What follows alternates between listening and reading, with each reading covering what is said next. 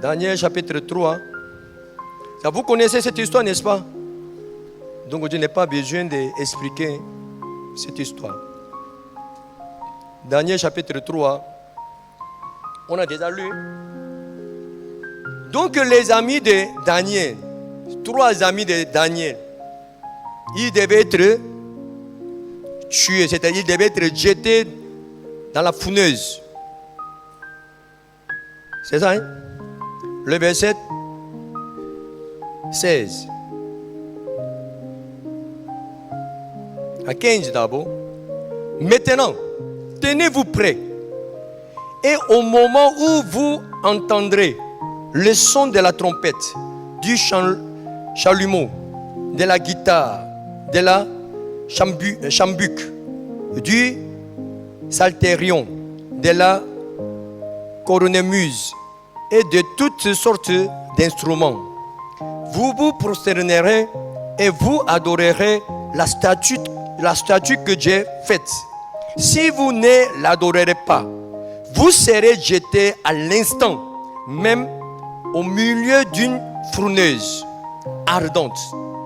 Et quel est le Dieu qui vous délivrera de ma main? Shadrach, Meshach, Abednego répliquaient au roi Nebuchadnezzar: nous n'avons pas besoin de te répondre là-dessus. Voici, notre Dieu que nous servons peut nous délivrer de la fourneuse ardente. Et il nous délivrera de ta main, ô roi. Ça, voilà ce qu'il a dit. Mon Dieu que je crois, il peut résoudre tous les problèmes. Il peut me donner l'argent, il peut me donner la femme, il peut me donner l'enfant, il peut me donner une bonne maison, la bonne voiture, le bon travail. Dieu que je crois, il peut me guérir de toute la maladie, il peut exaucer ma prière, il peut me donner tout. Amen. Mais voilà, il n'a pas fini. Le verset 18. Sinon ça veut dire quoi? Sinon ça veut dire quoi? Même s'il ne fait pas, au roi, sache au roi que nous ne servirons pas tes dieux et que nous n'adorerons pas la statue d'or que tu as élevée. Même s'il ne fait pas, même s'il ne me donne pas le travail, même s'il ne me donne pas l'argent, même s'il ne me donne pas le mari, même s'il ne donne pas l'enfant, même s'il ne donne pas la jolie voiture, même s'il ne donne pas la jolie maison, même s'il ne me guérit pas, même s'il ne fait rien pour moi, je ne peux jamais me servir encore. Je ne peux jamais servir mon corps encore, marcher encore. Même s'il ne fait rien pour moi, je ne peux pas retourner en avant. Amen. Ça, c'est la foi. Ça, c'est la foi que nous devons avoir. La foi vient de la parole de Christ. Toujours nous arrêtons à verset combien? Verset 17. Mon Dieu que je crois, il va me donner l'argent, il va me donner une bonne femme, il va me donner un bon mari, il va me donner l'argent, il va me donner un bon travail, il va me guérir. On ne doit pas s'arrêter là. Même si Dieu ne fait pas ça, même si Dieu ne me donne pas ça, je ne peux jamais adorer ma chair, je ne peux jamais servir ma chair, je ne peux jamais servir ce monde. Vous comprenez? Comment nous pensons? Dieu ne m'exauce pas, Dieu ne travaille pas, donc je quitte, je ne viens plus, je ne crois plus, je suis découragé, je vais partir. J'ai cru qu'il va faire ça, j'ai cru qu'il va me donner, j'ai cru que, puisqu'il ne fait pas, je m'en vais. Est-ce que sa foi est la même chose que ce qui est écrit dans la Bible? Est-ce que sa foi vient de la parole de Christ? même s'il ne fait pas ça, tu ne peux pas.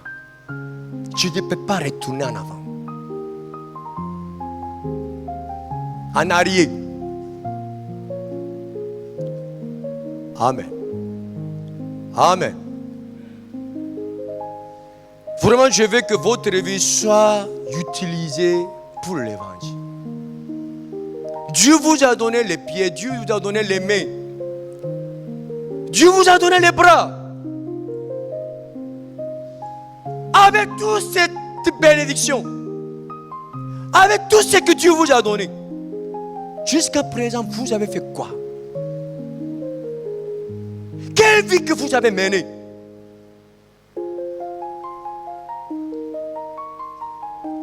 Vraiment, je veux que notre foi, notre compréhension soit biblique. Amen.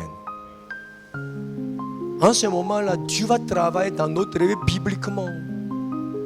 Dieu ne peut jamais nous tromper. Dieu ne peut jamais nous tromper. Amen. Vraiment, je veux que si vous ne savez pas prêcher l'évangile jusqu'à maintenant, vous devez apprendre à prêcher l'évangile. Vraiment, vous devez savoir prêcher l'évangile.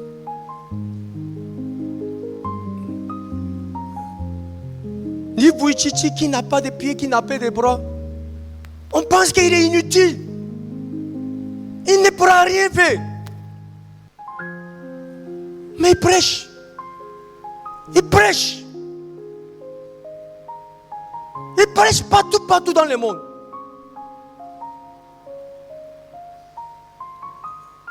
Les gens sont émus.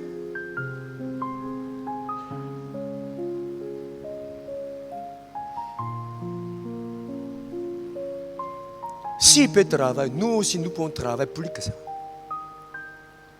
Amen.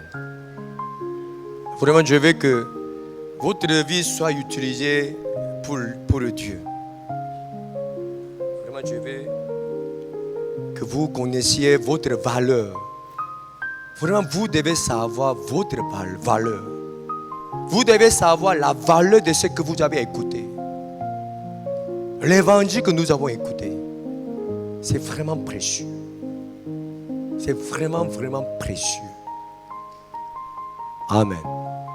Vraiment, je veux que vous viviez pour l'évangile. Vraiment, vous prêchiez l'évangile pour sauver les gens. Jusqu'à présent, si vous n'avez pas eu cette occasion, ça c'est vraiment c'est la sorcellerie. Vous êtes trompé par Satan même. Vous êtes trompé par Satan. Amen.